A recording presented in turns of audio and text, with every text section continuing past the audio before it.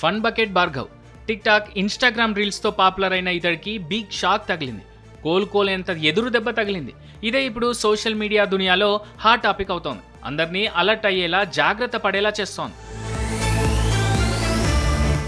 ఇక ఇన్స్టాగ్రామ్లో fun reels చేస్తూ పాపులారిటీ సంపాదించిన భార్గవ్పై గతంలో ఓ 14 ఏళ్ల బాలిక లైంగిక ఆరోపణలు చేసింది. తన కామెడీ స్కిట్స్లో అవకాశం ఇస్తానంటూ చెప్పి లోబర్చుకున్నాడని, తనను తల్లిని చేశాడని పోలీస్ స్టేషన్ మెట్లెక్కింది. తనకు న్యాయం చేయాలని, భార్గవ్ని శిక్షించాలంటూ తన ఫిర్యాదులో పేర్కొంది.